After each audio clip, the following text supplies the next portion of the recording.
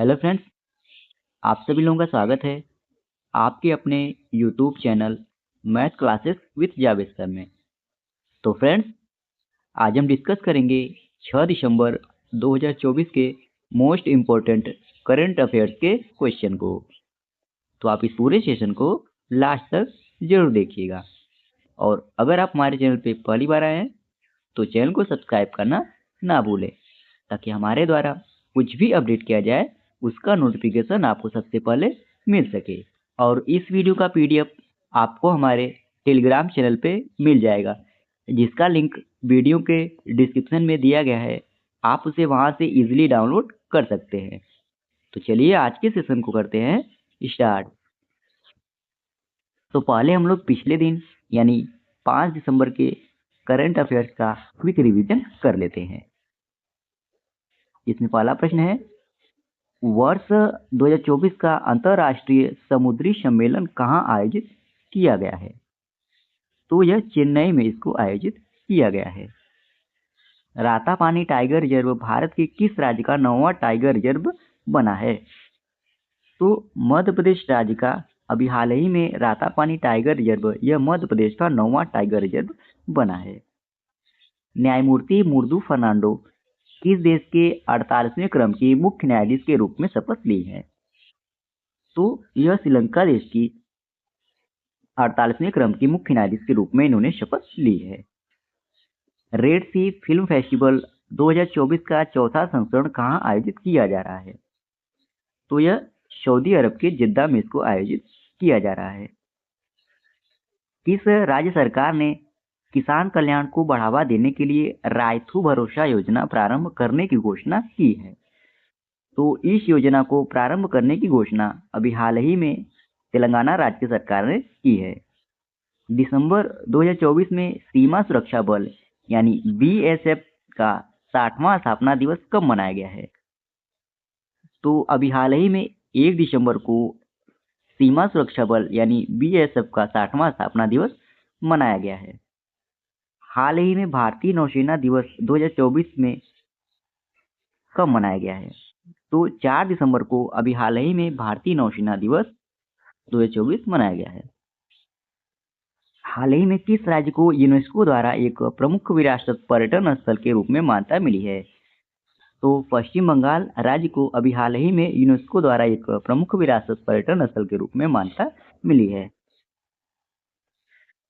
अब चलिए फ्रेंड्स, हम लोग आज के सेशन को करते हैं स्टार्ट, जिसमें आज का पहला प्रश्न है, हाल ही में Aster guardians global nursing award 2024 किसने जीता है?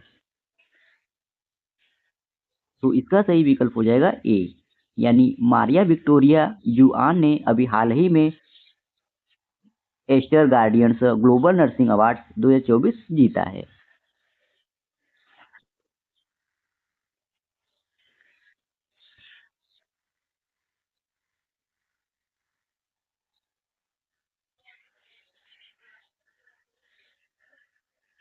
आइए डिटेल में जान लेते हैं। नर्स मारिया विक्टोरिया जुआन को Aster guardians global nursing award 2024 से सम्मानित किया गया है। और बात करें फ्रेंड्स, यह किस देश से बिलोंग करती हैं? तो यह फिलीपींस देश से बिलोंग करती हैं। और इन्हें स्वास्थ्य समर्पण में उनके योगदान के लिए विशेष रूप से फिलीपींस आर्मी स्वास्थ्य सेवाओं में और फिलीपींस की सशस्त्र सेनाओं में योगदान के लिए इनको यह पुरस्कार दिया गया है। और बात करें फिर यह पुरस्कार किसके द्वारा इनको प्रदान किया गया है? तो Aster guardians global Nursing Awards Aster DM Health Care के संस्थापक अध्यक्ष डॉक्टर आजाद फुपेन द्वारा इनको प्रदान किया गया है। अच्छा फ्रेंड्स, अब हम लोग Aster guardians global nursing Award के बारे में जान लेते हैं। तो इसे सन 2021 में लॉन्च किया गया था। और इसके संस्थापक की बात करें फ्रेंड्स, तो डॉक्टर आजाद मुपेन इसके संस्थापक हैं। और Aster guardians global nursing Award के उद्देश्य की बात करें फ्रेंड्स, तो उन नर्सों को सम्मानित करता है जिन्होंने स्वास्थ्य सेवा में असाधारण नेतृत्व, नवाचार और योगदान का प्रदर्शन किया है। अच्छा फ्रेंड्स, 2024 में जो इम्पोर्टेंट पुरस्कार दिए गए हैं उन सबका रिवाइज कर लेते हैं। तो अंतर्राष्ट्रीय बुकर पुरस्कार 2024 यह जेनी अर्पिन बेक को दिया गया। सैन gender advocate of the year award 2023 का यह राधिका सेन को दिया गया। साहित्य अकादमी फेलोशिप अवार्ड यह रस्किन बॉन्ड को दिया गया। आर्यभट्ट पुरस्कार यह पाउलरी सुब्बाराव को दिया गया। लता दीनानाथ मंगेशकर पुरस्कार 2024 यह अमिताभ बच्चन को दिया गया। शाह पुरस्कार, जिसे पूर्व का नोबेल पुरस्कार भी कहा जाता है, यह पुरस्कार श्रीनिवास आर कुलकर्णी को दिया गया। 2024 का लक्ष्ू महाराज पुरस्कार यह पंडित राजेंद्र गंगा नाइक को दिया गया। गोल्डमैन पर्यावरण पुरस्कार 2024, जिसे ग्रीन नोबेल पुरस्कार प्राइज के नाम से जाना जाता है, यह आलोक शुक्ला को दिया गया। ट्यूरिंग पुरस्कार 2023 का, जिसे कंप्यूटिंग का नोबेल पुरस्कार कहा जाता है, यह एवी विगडरसन को दिया गया। एबेल पुरस्कार, जिसे गणित का नोबेल पुरस्कार भी कहा जाता है, यह मिशेल टेलाग्रैंड को दिया गया। विटली गोल्ड अवार्ड, जिसे ग्रीन ऑस्कर भी कहा जाता है, यह 2024 का पूर्णिमा देवी बर्मन को दिया गया, जो असम से बिलोंग करती हैं। और 54वें Dada Saheb Phalke life time achievement award 2022 का यह मिथुन चक्रवर्ती को 2024 में दिया गया। अगला प्रश्न है, महाराष्ट्र के 18वें क्रम के नए मुख्यमंत्री कौन बने हैं? तो इसका सही विकल्प हो जाएगा डी, यानी देवेंद्र फडणवीस यह महाराष्ट्र के 18वें क्रम के नए मुख्यमंत्री बने हैं। तो बीजेपी के देवेंद्र फडणवीस यह महाराष्ट्र के 18वें क्रम के मुख्यमंत्री बने हैं। और देवेंद्र फडणवीस यह तीसरी बार महाराष्ट्र के मुख्यमंत्री बने हैं। इससे पहले वे 2014 से 2019 तक महाराष्ट्र के मुख्यमंत्री रहे और तीसरी बार यह 2024 में मुख्यमंत्री पद की इन्होंने शपथ ली है। महाराष्ट्र विधानसभा चुनाव में बीजेपी के गठबंधन महायुति ने 288 विधानसभा सीटों में से 228 सीट जीती है। और महायुति में बीजेपी ने 132 सीटें, शिवसेना से शिंदे ने 55 सीटें और अजित पवार की एनसीपी ने 41 सीटों पर जीत दर्ज की है। जबकि कांग्रेस के गठबंधन महाविकास आघाड़ी ने 47 सीट और अन्य ने 13 सीटें जीती है। अच्छा फ्रेंड्स, अब हम लोग महाराष्ट्र से संबंधित कुछ महत्वपूर्ण करेंट अफेयर्स का रिवाइज कर लेते हैं। तो सुजाता सौनिक यह महाराष्ट्र की पहली महिला मुख्य सचिव बनी। महाराष्ट्र ने 2024 के लिए सर्वश्रेष्ठ कृषि राज्य पुरस्कार जीता है। महाराष्ट्र सरकार ने गाय को राजमाता घोषित किया है। एफडीआई का सबसे बड़ा प्राप्तकर्ता राज्य महाराष्ट्र बना है। राष्ट्रपति द्रौपदी मुर्मू ने विश्व शांति बुद्ध विहार का उद्घाटन अभी हाल ही में महाराष्ट्र में किया है। 27वें राष्ट्रीय युवा महोत्सव का आयोजन महाराष्ट्र के नासिक में किया गया। महाराष्ट्र सरकार ने जनजाति विश्वविद्यालय स्थापित करने की घोषणा अभी हाल ही में की है। अच्छा फ्रेंड्स, अब हम लोग महाराष्ट्र से संबंधित कुछ महत्वपूर्ण लोक नृत्य भी जान लेते हैं। तो धनगरी गाजा, तमाशा, लावड़ी, कोली नृत्य यह महाराष्ट्र के कुछ महत्वपूर्ण लोक नृत्य हैं।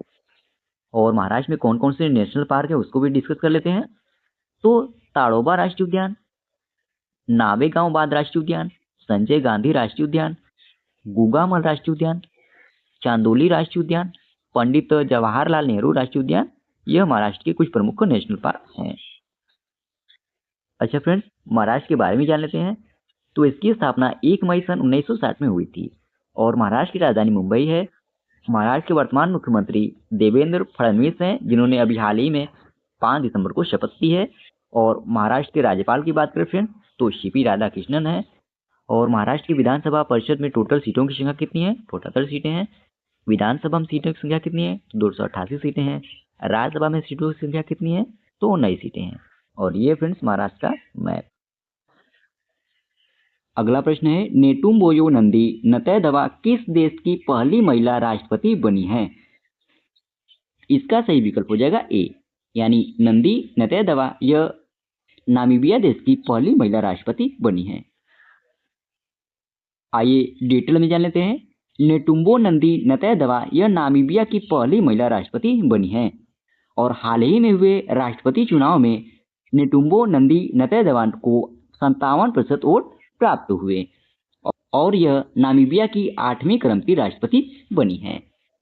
और नंदी नतैदवा यह नामीबिया के उपराष्ट्रपति और विदेश मंत्री का पद भी संभाल चुकी हैं।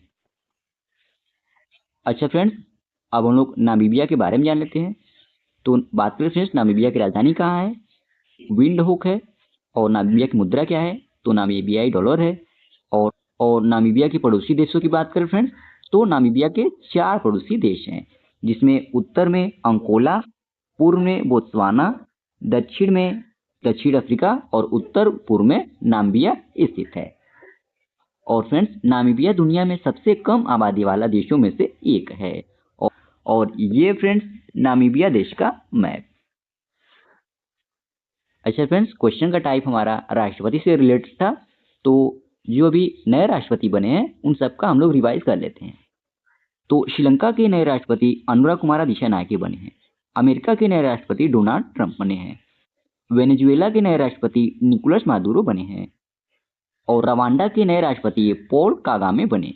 बोत्सवाना के नए राष्ट्रपति ड्यूमा बोको बने हैं।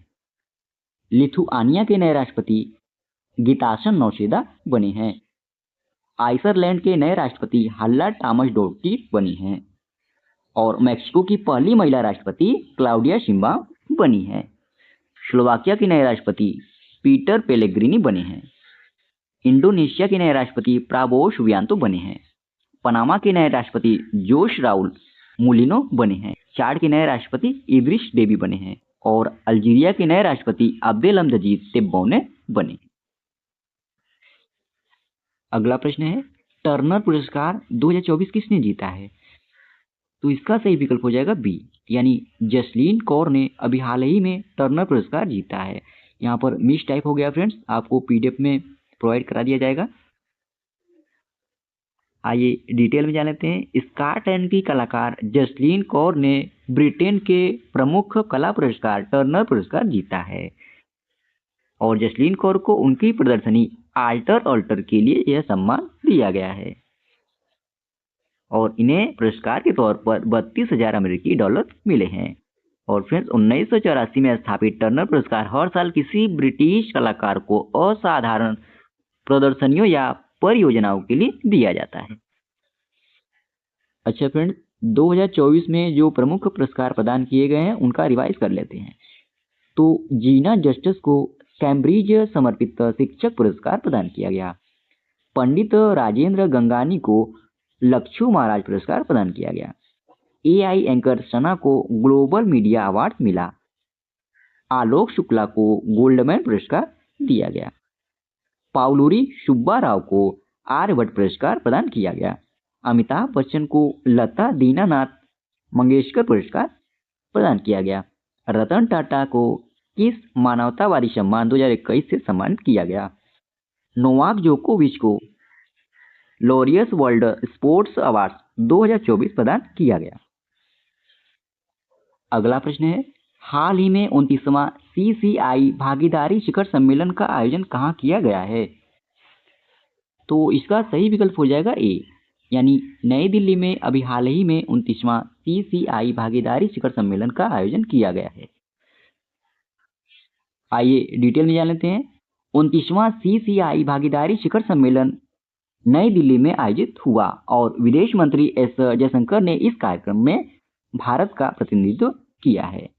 इस शिखर सम्मेलन में 61 देशों के प्रतिनिधियों ने भाग लिया, जिसमें 30 वैश्विक वक्ता और 11 अंतर्राष्ट्रीय मंत्री शामिल थे।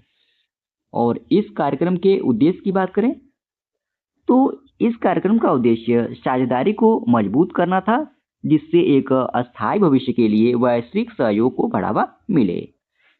और इसका पिछला शिखर सम्मेलन मार्च 2023 में हुआ था और इसमें 67 देशों ने हिस्सा लिया था और इसमें 2000 से ज्यादा कारोबारी प्रतिनिधि शामिल हुए थे।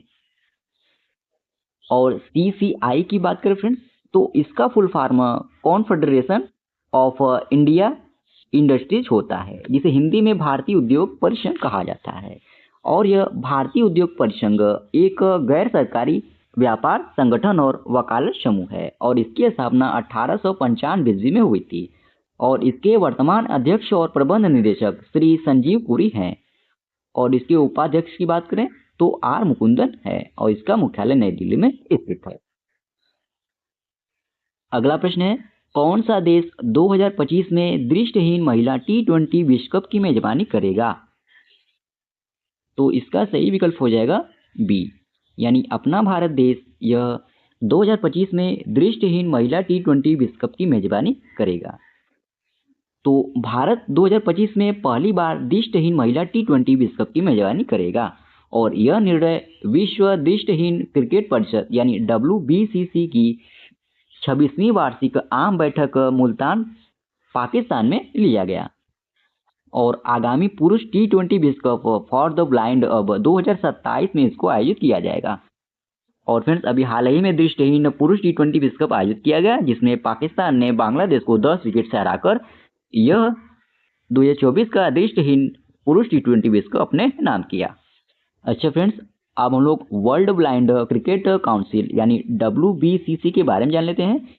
तो यह दृष्टिहीन क्रिकेट परिषद अंतर्राष्ट्रीय स्तर पर दृष्टिहीन क्रिकेट का प्रबंधन करने के लिए एक प्रशासन है और इसकी स्थापना सितंबर 1996 ईस्वी में हुई थी और इसके वर्तमान अध्यक्ष सैयद सुल्तान शाह हैं और इसके संस्थापक की बात करें तो जॉर्ज अब्राहम है और इसका मुख्यालय कर्नाटक के बेंगलुरु में स्थित है।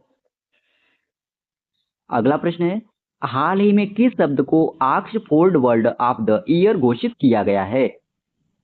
इसका सही विकल्प हो जाएगा ए, यानी ब्रेन रोट शब्द को अभी हाल ही में Oxford word of the year घोषित किया गया है। तो हाल ही में ब्रेन रोट को Oxford word of the year घोषित किया गया है जिसके बाद 37,000 से अधिक प्रतिभागियों ने सार्वजनिक रूप से वोट किया।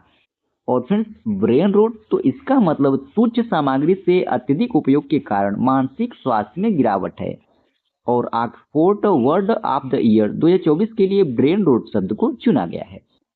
यह शब्द इंस्टाग्राम रील्स और फेसबुक पर बिना सोचे समझे स्क्रॉल करने की आदत को दर्शाता है। साल 2023 और 2024 के बीच इस शब्द का इस्तेमाल 230% ज्यादा हुआ है। और friends, Oxford Book Store Book Cover Prize के लिए 26 संभावित विजेताओं की सूची जारी की गई है और इस पुरस्कार के लिए 200 से ज्यादा प्रविष्टियां थी और अंतिम दावेदार की घोषणा जनवरी 2025 में APJ कोलकाता साहित्य महोत्सव में की जाएगी और विजेता की घोषणा मार्च 2025 में दिल्ली में की जाएगी। और आप लोग यह भी जानते रहिए, ब्रिटेन की ऑक्सफोर्ड यूनिवर्सिटी हर साल वर्ड ऑफ द ईयर ऐलान करती है।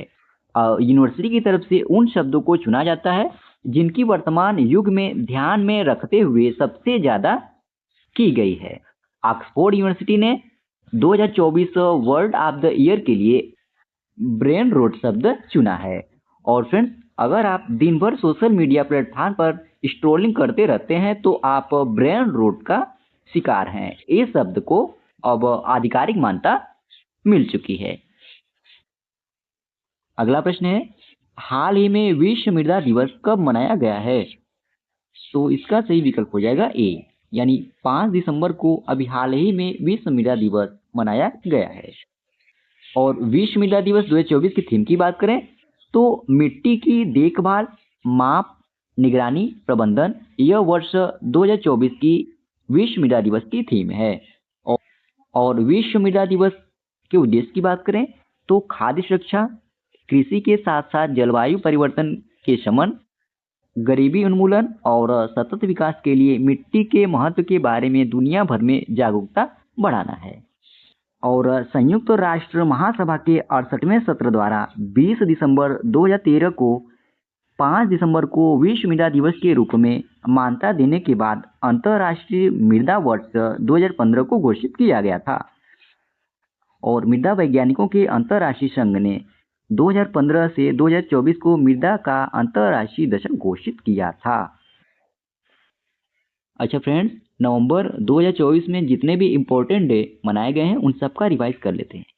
तो 1 नवंबर को विश्व शाकाहारी दिवस मनाया गया। 1 नवंबर को ही राष्ट्रीय मिर्गी जागरूकता माह मनाया गया।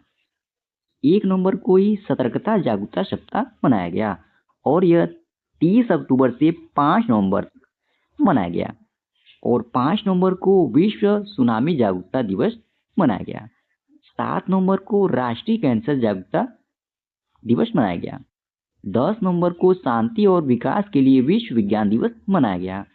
10 नवंबर को ही राष्ट्रीय आयुर्वेद दिवस मनाया गया। 11 नवंबर को राष्ट्रीय शिक्षा दिवस मौलाना अबुल कलाम आज़ाद की जयंती के दिवस में मनाया गया। 11 नवंबर को ही राष्ट्रीय फाइलेरिया दिवस मनाया गया। 12 नवंबर को विश्व निमोनिया दिवस मनाया गया। 14 नवंबर को विश्व मधुमेह दिवस मनाया गया। 16 नवंबर को राष्ट्रीय प्रेम दिवस मनाया गया। 17 नवंबर को राष्ट्रीय मिर्गी दिवस मनाया गया। 17 नवंबर को ही राष्ट्रीय छात्र दिवस मनाया गया। 19 नवंबर को विश्व शौचालय दिवस मनाया गया। 19 नवंबर को ही अंतर्राष्ट्रीय पुरुष दिवस मनाया गया। 19 नवंबर को महिला उद्यमिता दिवस मनाया गया और 20 नवंबर को विश्व बाल दिवस मनाया गया। 21 नवंबर को वर्ल्ड टेलीविजन दिवस मनाया गया। 26 नवंबर को संविधान दिवस मनाया गया।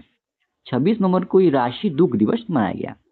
26 नवंबर को ही राष्ट्रीय विधि दिवस मनाया गया और 27 नवंबर को राष्ट्रीय अंगदान दिवस मनाया गया और 29 नवंबर को अंतर्राष्ट्रीय जगुआर दिवस मनाया गया और 30 नवंबर को रासायनिक युद्ध के सभी पीड़ितों के लिए स्मरण का एक यादगार दिवस मनाया गया है।